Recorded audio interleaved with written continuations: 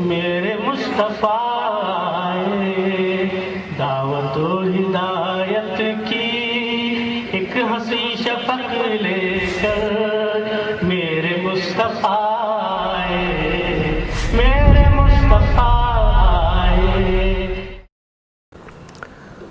بسم اللہ الرحمن الرحیم۔ ناظرین السلام علیکم ورحمۃ اللہ وبرکاتہ۔ سیدھی بات ٹی وی چینل کے ادبی پروگرام فکر و فن شعر و سخن میں آپ کا خیر مقدم ہے۔ میں ہوں آپ کا میزبان عزیز بلگامی۔ الحمدللہ یہ فکر و فن شعر و سخن پروگرام کی 67ویں قسط ہے۔ ناظرین، فکر و فن شعر و سخن کی ہماری یہ چھوٹی سی بزم ہفتہ بہ ہفتہ بہت پر رونق اور پرکشش ہوتی جا رہی ہے۔ سبب یہ ہے کہ ہمارے پروگراموں میں آنے والے ذی حشم و باک کمال قلمکار، ادیب و شعراء اسے نہ صرف اپنے فکر و فن شعر و سخن سے نوازتے ہیں، بلکہ ہمارے سوالات کے نہایت ہی فکر انگیز جوابات دے کر اس کی عظمت اور اس کی وقعت میں اضافہ کرتے ہیں۔ آج بھی ہماری بزم فکر و فن شعر و سخن میں ہندوستان کے مایہ ناز شاعر محترم چاند شاہ سید ریاض رحیم صاحب بطور مہمان شریک ہیں، جو دنیا ادب میں ریاض رحیم کے نام سے عالمی شہرت رکھتے ہیں۔ اگرچہ ادبی دنیا محترم ریاض رحیم صاحب سے ناواقف نہیں ہے، لیکن ہمارے ناظرین کے لیے ہم ایک تعارفی خاکہ پیش کرنا ضروری سمجھتے ہیں، تاکہ ان سے جب ہم راست گفتگو کریں گے تو ہمارے ناظرین توجہ اور دلچسپی کے ساتھ انہیں سن سکیں گے۔ لیکن تبرکاً پہلے یہ 3 شعر ریاض رحیم صاحب کے تخلیق کردہ آپ کی خدمت میں پیش ہے۔ عجیب خوف کا عالم ہے اپنے چاروں طرف، عجیب خوف کا عالم ہے اپنے چاروں طرف، سفر میں لگتا ہے یہ آخری سفر تو نہیں، سفر میں لگتا ہے یہ آخری سفر تو نہیں۔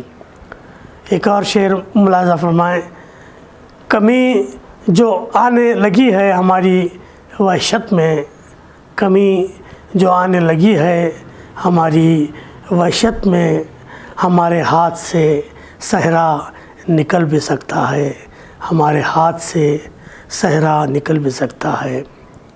شعر دیکھیے کہ حادثے سے حادثے تک زندگی کا ہے سفر، حادثے سے حادثے تک زندگی کا ہے سفر، بیچ میں خوشیاں ہیں کچھ وہ بھی غموں کے ساتھ ہیں، بیچ میں خوشیاں ہیں کچھ وہ بھی غموں کے ساتھ ہیں۔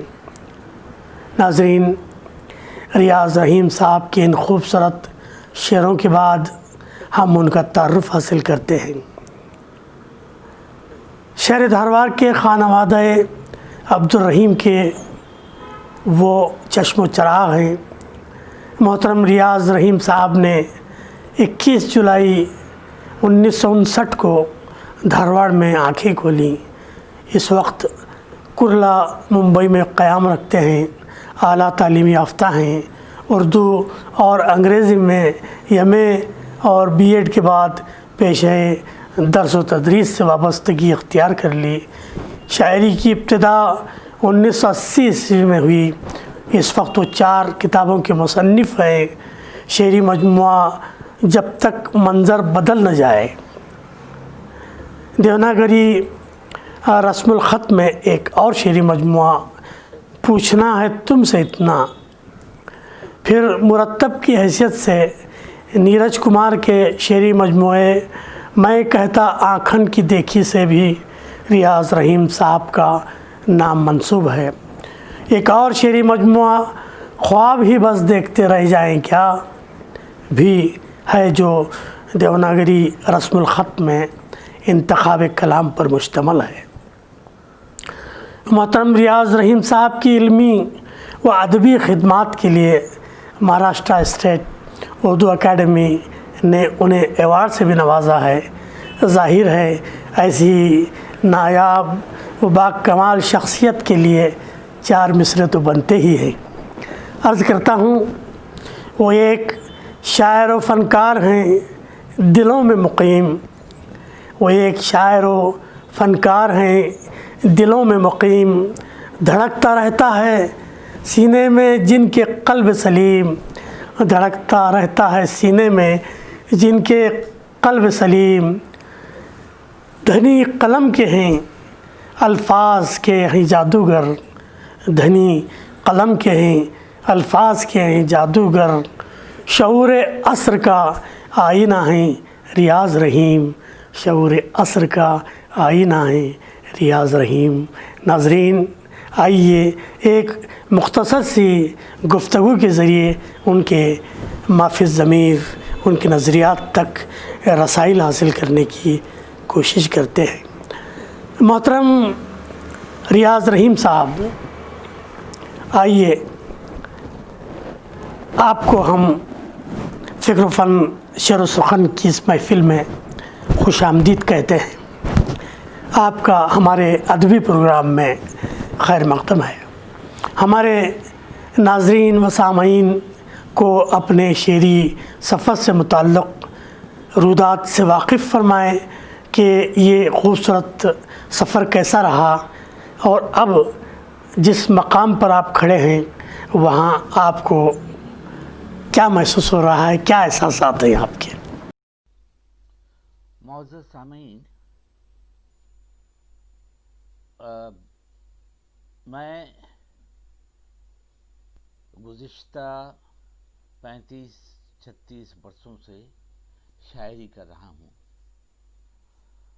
और पैदा मैं धारवाड़ कर्नाटक में हुआ।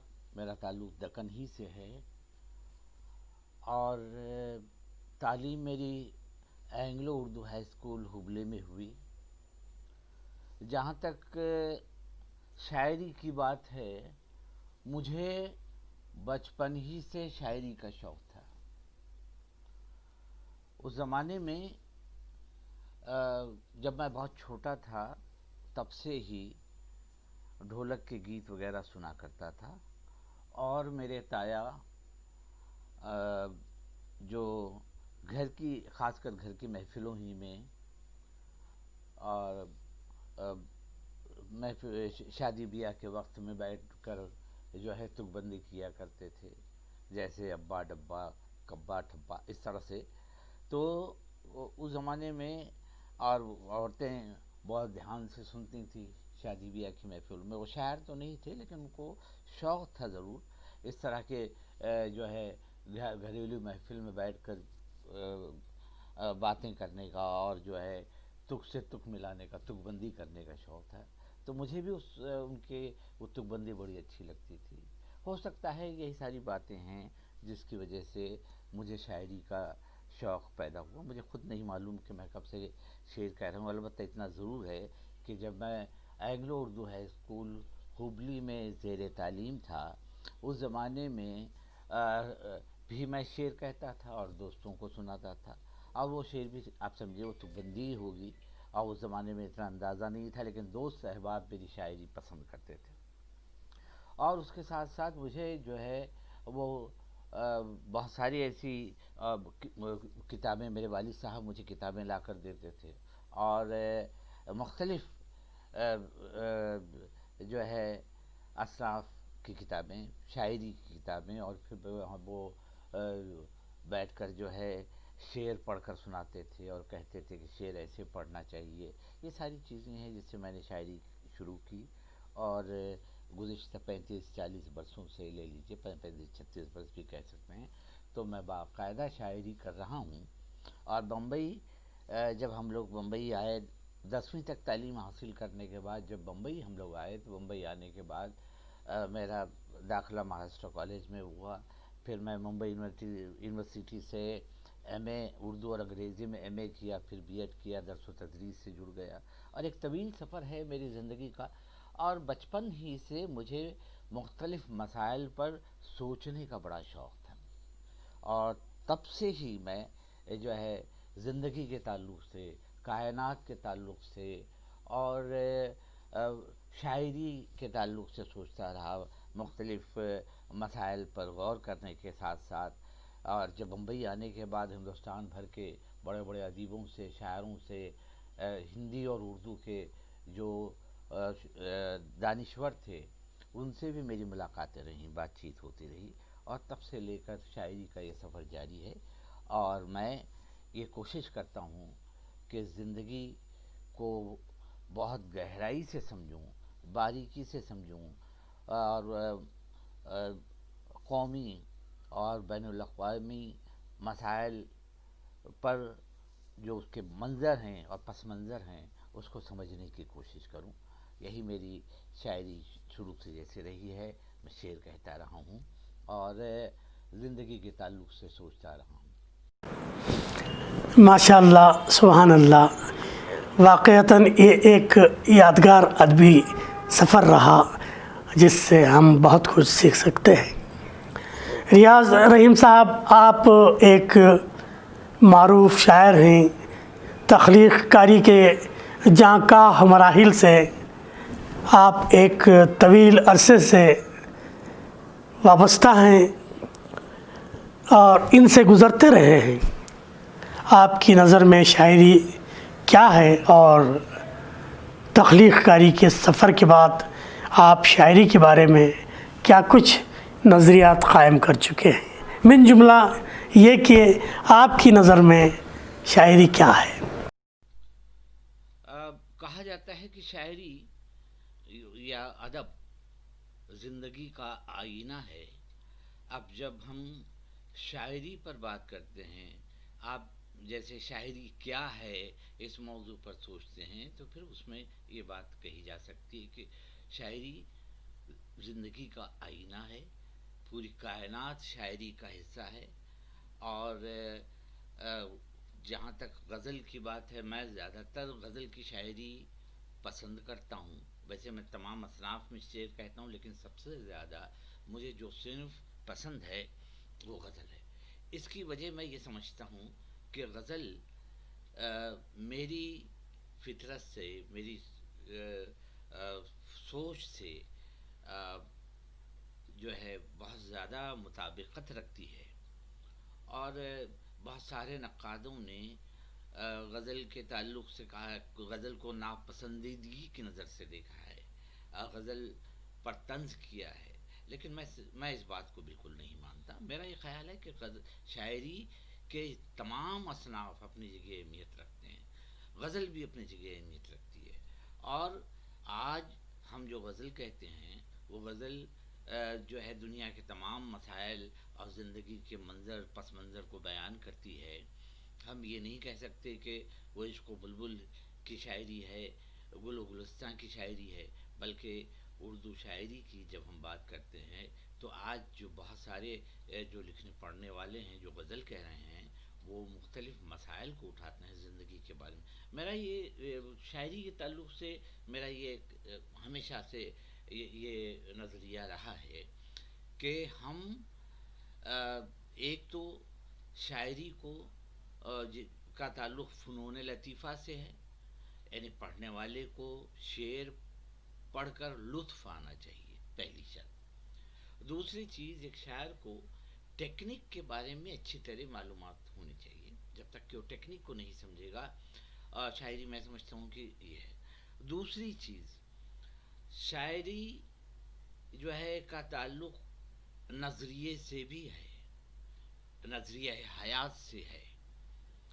اور میں ہر اس مثبت سوچ کو, مثبت بات کو پسند کرتا ہوں اور اپنی شاعری کا حصہ بناتا ہوں, جس سے انسانی زندگی جو بہت سارے مسائل سے الجھی ہوئی ہے زندگی، تو پھر جب ہم شعر کہیں، یعنی جو شعوری طور پر یا لاشعوری طور پر میں زندگی کے مسائل کا شاعر ہوں، زندگی کو مثبت ڈھنگ سے دیکھتا ہوں، اور ہر طرح کی فرقہ پرستی، کمپارٹمنٹ، مذہب کے نام پر، مسلک کے نام پر اور زبان کے نام پر ان تمام چیزوں کی مخالفت کرتا ہوں، اور یہی چیزیں میری شاعری کا حصہ ہیں۔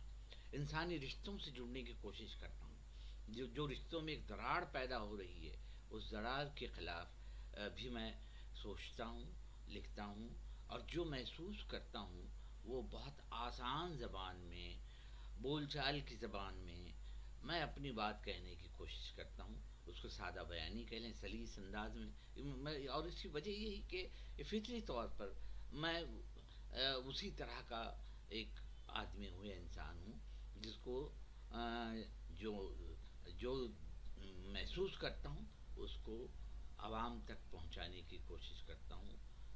یہی شاعری کے تعلق سے میری رائے ہے۔ بہت خوب، سبحان اللہ، آپ کے شعری نظریات یقیناً متاثر کن ہیں۔ ریاض بھائی، ایک اور سوال ہے، مشاعروں کے انعقاد کے ذریعے ہم اردو کے فروغ کی راہیں تلاش کرتے رہتے ہیں۔ مشاعروں کی موجودہ صورتحال کے بارے میں آپ کیا سوچتے ہیں یا آپ کیا کہنا چاہیں گے؟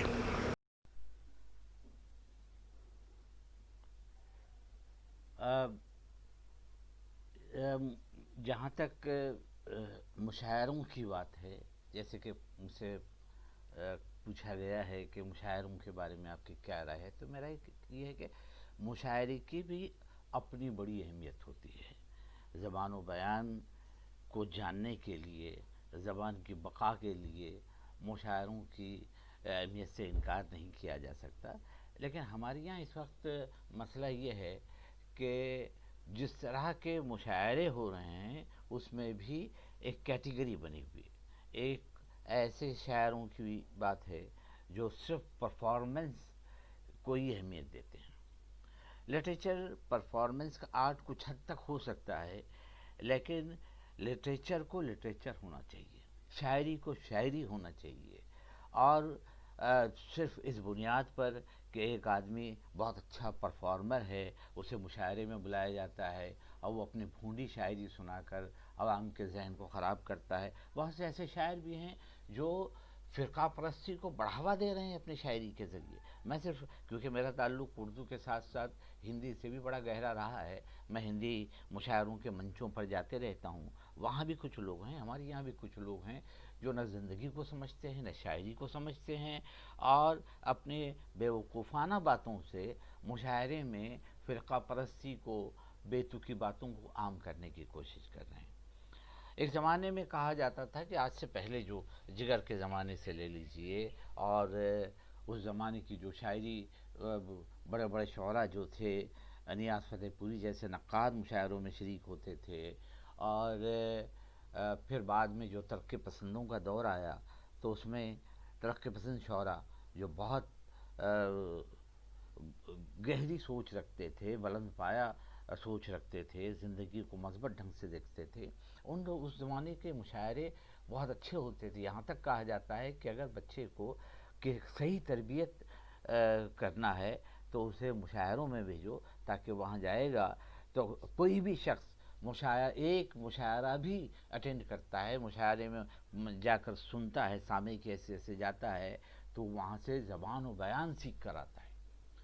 لیکن آج کل جو جس طرح سے ہو رہا ہے اس میں بہت ساری باتیں جو ہیں مجھے تکلیف دہ لگتی ہیں، لیکن پھر بھی مشاعرے کا ایک کی بہت بڑی اہمیت ہے۔ مشاعرے کے علاوہ ایک بات اور بھی ہے کہ ہم نشستوں کی بڑی اہمیت ہوتی ہے زبان و بیان کے سیکھنے کے لیے، سمجھنے کے لیے، اور دوسری بات ہم جو ہے اساتذہ جو اسکول میں پڑھاتے ہیں، کالج میں پڑھاتے ہیں، یونیورسٹی میں پڑھاتے ہیں، وہ صرف جو ہے وہ کسی افسانے کی، شعر کی تشریح نہ کریں، بلکہ وہ اس طرح کا ذہن بنائیں بچوں کا کہ وہ شعر کہنے پر آمادہ ہو جائیں.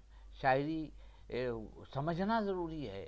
شعر ایک کہا جاتا ہے نا کہ بھئی شعر کہنے سے زیادہ مشکل شاعری سمجھنا ہے. ہم اپنے بچوں کو اس طرح بنائیں کہ وہ شعر فہم بن جائیں.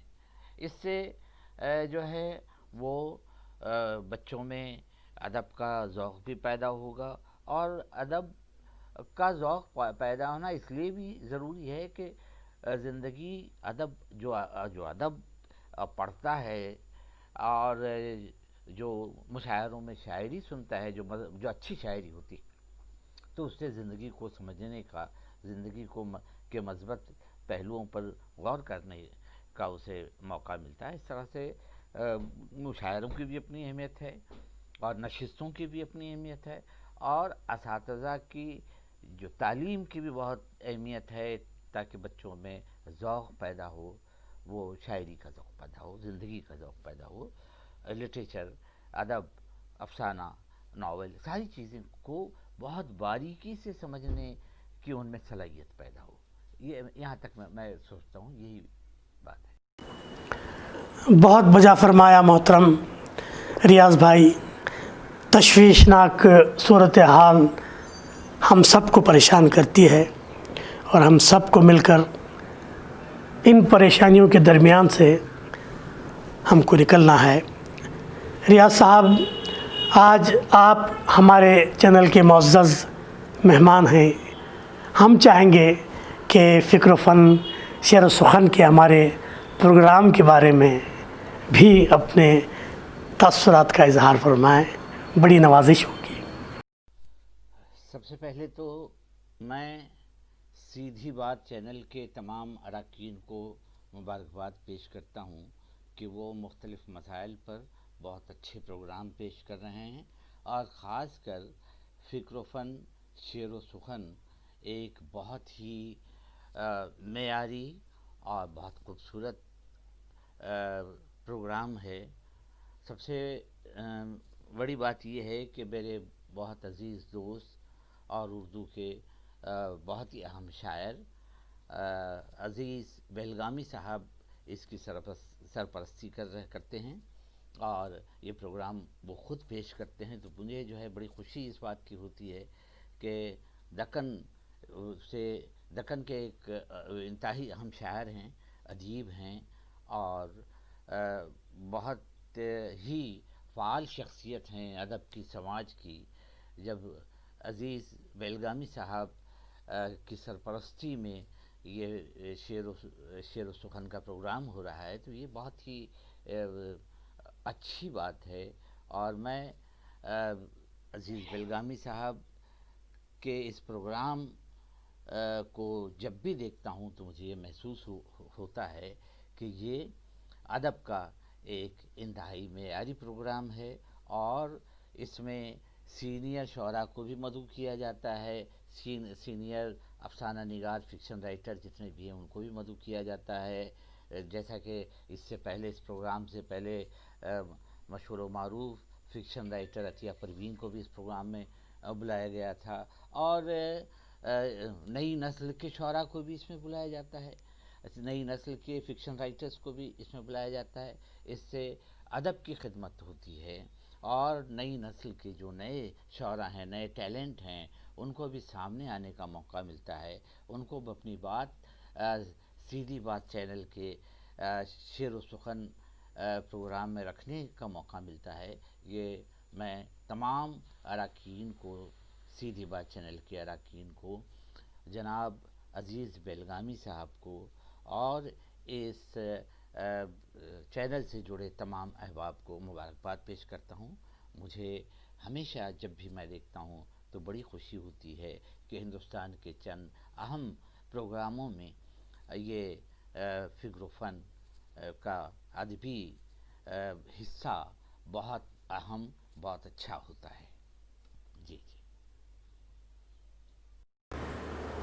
بہت بہت شکریہ محترم ریاض رحیم صاحب، ان ہمت افزا کلمات کے لیے میں بے حد شکر گزار ہوں.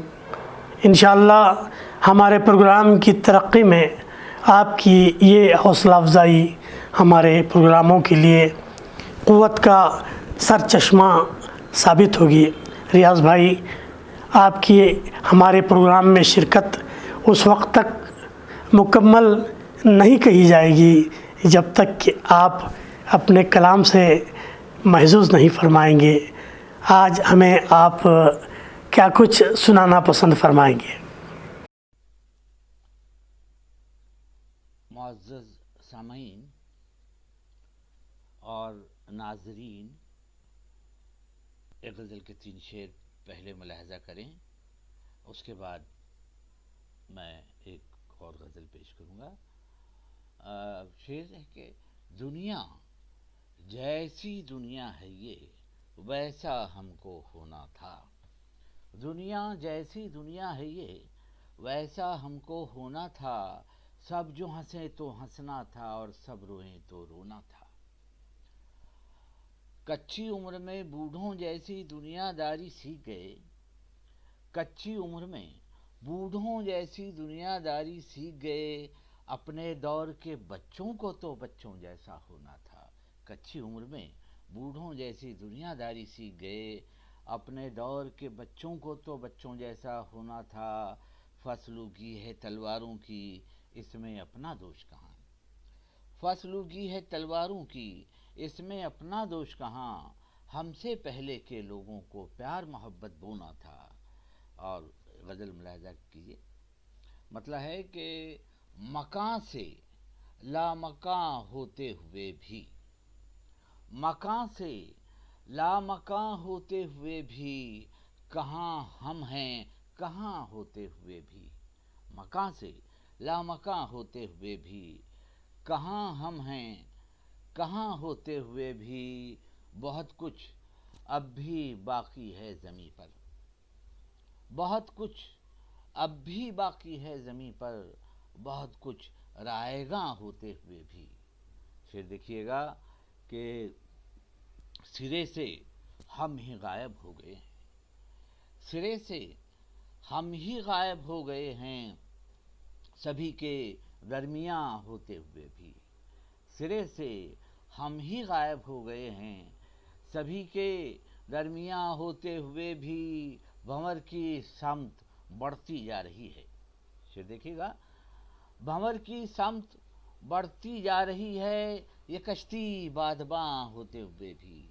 भंवर की समत बढ़ती जा रही है, ये कश्ती बादबां होते हुए भी। बहुत ही मुख्तसर होते गए हैं, बहुत ही मुख्तसर होते गए हैं, मुकम्मल दास्तां होते हुए भी। बहुत ही मुख्तसर होते गए हैं, मुकम्मल दास्तां होते हुए भी। बहुत घाटे में है उर्दू ज़बां क्यों, बहुत घाटे में है उर्दू ज़बां क्यों। मोहब्बत की ज़बां होते हुए भी। बहुत घाटे में है उर्दू ज़बां क्यों, मोहब्बत की ज़बां होते हुए भी। एक गज़ल के शेर कुछ मुलाहज़ा करें। और एक गज़ल मतलब है गज़ल का, कोई तो काम अच्छा रह गया है, कोई तो काम अच्छा रह गया है, हमें बस याद इतना रह गया है। कोई तो काम अच्छा रह गया है, हमें बस याद इतना रह गया है। हमें ढोना है लाशों को मुसलसल, हमें ढोना है लाशों को मुसलसल, यही एक काम अपना रह गया है। हमें ढोना है लाशों को मुसलसल, यही एक काम अपना रह गया है। मोहब्बत कम मुरव्वत है ज़ियादा, मोहब्बत कम मुरव्वत है ज़ियादा, वहाँ बस आना जाना रह गया है। मोहब्बत कम मुरव्वत है ज़ियादा, वहाँ बस आना जाना रह गया है। जो है सब कुछ पलट सकता है पल में। शेर देखिएगा, तवज्जो दें। जो है सब कुछ पलट सकता है पल में, किसी का एक इशारा रह गया है। जो है सब कुछ पलट सकता है पल में, किसी का एक इशारा रह गया है। बहुत कुछ काम हम सब कर चुके हैं, बहुत कुछ काम हम सब कर चुके हैं, दिलों में घर बनाना रह गया है। बहुत कुछ काम हम सब कर चुके हैं, दिलों में घर बनाना रह गया है। सभी ऐसे तमाशे हो चुके हैं, सभी ایسے تماشے ہو چکے ہیں بس ایک ویسا تماشا رہ گیا ہے. سبھی ایسے تماشے ہو چکے ہیں بس ایک ویسا تماشا رہ گیا ہے. بہت تاخیر سے ہم نے یہ جانا، بہت تاخیر سے ہم نے یہ جانا، زمیں پر کام کیسا رہ گیا ہے. بہت تاخیر سے ہم نے یہ جانا، زمیں پر کام کیسا رہ گیا ہے. علامت کی ضرورت تھی جہاں پر وہاں بس استعارہ رہ گیا ہے. علامت کی ضرورت تھی جہاں پر وہاں بس استعارہ رہ گیا ہے. زمیں کو آسماں کیسے بناتے، زمیں کو آسماں کیسے بناتے، تصور ہی میں نقشہ رہ گیا ہے. زمیں کو آسماں کیسے بناتے، تصور ہی میں نقشہ رہ گیا ہے. ہماری آخری خواہش نہ پوچھو، ہماری آخری خواہش نہ پوچھو، کسی کو کیا بتانا رہ گیا ہے. ہماری آخری خواہش نہ پوچھو، کسی کو کیا بتانا رہ گیا ہے. دو شعر ملاحظہ کیجیے، اس کے بعد میں اپنی بات ختم کر رہا ہوں. کہ سنا تو یہ ہے کہ ایسا کبھی نہیں ہوتا، سنا تو یہ ہے کہ ایسا کبھی نہیں ہوتا، ہوا تو یہ ہے کہ یہ بار بار ہوتا ہے. سنا تو یہ ہے کہ ایسا کبھی نہیں ہوتا، ہوا تو یہ ہے کہ یہ بار بار ہوتا ہے. خوف آتا ہے زندگی سے مجھے، خوف آتا ہے زندگی سے مجھے، میں نے پس منظروں پہ سوچا ہے. خوف آتا ہے زندگی سے مجھے، میں نے پس منظروں پہ سوچا ہے. بہت بہت شکریہ. بہت خوب، بہت شاندار، بہت عمدہ. بعض شعر تو غضب کے ہیں ریاض بھائی. دنیا جیسی دنیا ہے یہ ویسا ہم کو ہونا تھا، دنیا جیسی دنیا ہے یہ ویسا ہم کو ہونا تھا. سب جو ہنسیں تو ہنسنا تھا اور سب روئیں تو رونا تھا. اور یہ اشعار بھی خوب ہیں کہ بھنور کی سمت بڑھتی جا رہی ہے، بھنور کی سمت بڑھتی جا رہی ہے. یہ کشتی بادباں ہوتے ہوئے بھی، یہ کشتی بادباں ہوتے ہوئے بھی بہت گھاٹے میں ہے اردو زباں کیوں، بہت گھاٹے میں ہے اردو زباں کیوں. محبت کی زباں ہوتے ہوئے بھی، محبت کی زباں ہوتے ہوئے بھی. اب آخر میں ہماری خواہش ہے کہ آپ اپنے تجربات کی روشنی میں ہمارے نو مشق قلم کاروں کے لیے ایک مؤثر پیغام سے نوازیں. جہاں تک نئی نسل کا معاملہ ہے، میں نے اکثر یہ محسوس کیا ہے کہ نئی نسل لکھنے پڑھنے سے زیادہ اسٹیبلشمنٹ پر بہت زیادہ زور دے رہی ہے. یعنی کس طرح سے زیادہ نام کمائیں، کس طرح سے جو ہے پرفارم کریں. جہاں تک میرا پرفارمنس اپنی جگہ ٹھیک ہے، لیکن یہ ہے کہ آدمی کو جو تخلیق کار ہے، چاہے وہ فکشن رائٹر ہے، شاعر ہے، اس کا بنیادی کام ہوتا ہے لکھنا پڑھنا. اس کے بعد کی چیزیں یہ ہوتی ہیں کہ ہم کیسے، اگر آپ واقعی کام کر رہے ہیں، آپ کا مشاہدے کی بنیاد پر، مطالعے کی بنیاد پر، اپنی فطری صلاحیت کی بنیاد پر جو کچھ آپ لکھ پڑھ رہے ہیں، نام تو بہرحال ہوتا ہے، لیکن نام کے لیے جو بہت زیادہ کوشش کرنا اور مشہور ہونے کے لیے ہمیشہ لگے رہنا، میں سمجھتا ہوں کہ اس سے فن کو کوئی فائدہ نہیں پہنچتا. آپ کا فن پیچھے رہ جاتا ہے، نام آگے ہو جاتا ہے. بنیادی چیز فن کا آگے ہونا ہے. لوگ آپ کے کلام کو پہلے پڑھیں، اس کے بعد پوچھیں کہ بھئی فلاں یہ کلام کس کا ہے، یہ شعر کس کا ہے. جب لوگ آپ سے یہ کہیں تب جو ہے بات بنتی ہے. آپ کا نام جو ہے آپ کے کلام کے ذریعے پہنچنا چاہیے. اور دوسری چیز یہ ہے کہ ہم نے جو خواب دیکھا تھا زندگی میں، وہ خواب تو بہرحال پورا تو نہیں ہو رہا ہے، بس حالات بد سے بدتر ہوتے جا رہے ہیں. ایسے وقت میں نئی نسل سے یہ گزارش کروں گا کہ وہ ٹیکنیک کو سمجھتے ہوئے، وہ ادب کی جو بنیادی چیزیں ہیں ان کو بہت باریکی سے سمجھتے ہوئے شاعری کریں، فکشن لکھیں، جو بھی کریں.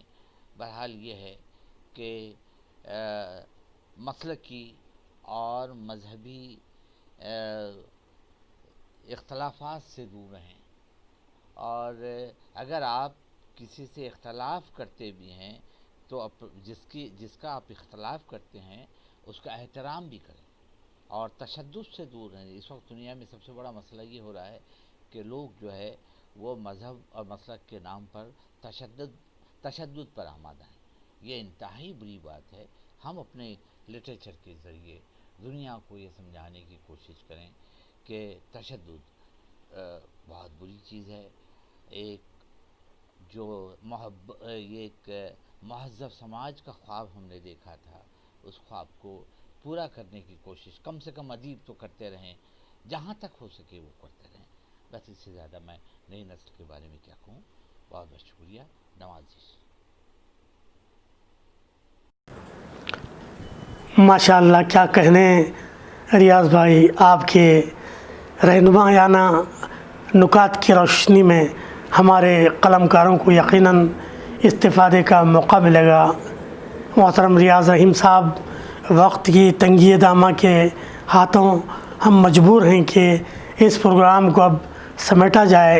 میں سیدھی بات ٹی وی چینل کی جانب سے، فکر فن شعر و سخن کی جانب سے اور ہماری فلور ٹیم کے مخلص اور محنتی احباب کی جانب سے، ہمارے باذوق ناظرین کی جانب سے اور خود اپنی جانب سے آپ کی خدمت میں ہدیہ تشکر پیش کرتا ہوں کہ آپ نے ہمارے لیے اور ہمارے ناظرین کے لیے اپنا قیمتی وقت فارغ کیا اور اس پروگرام کو کامیابی سے ہمکنار کرنے میں ہمارے ساتھ تعاون فرمایا۔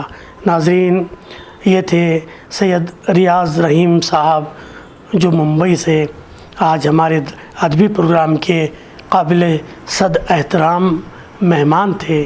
اب ہمارا وقت ختم ہو چلا ہے۔ کسی اور ادبی شخصیت کے ہمراہ پروگرام کی اگلی قسط کے پیش کیے جانے تک انتظار کا مزہ لیتے رہیں اور عزیز بیلگامی کو اجازت دیں۔ والسلام علیکم ورحمۃ اللہ وبرکاتہ۔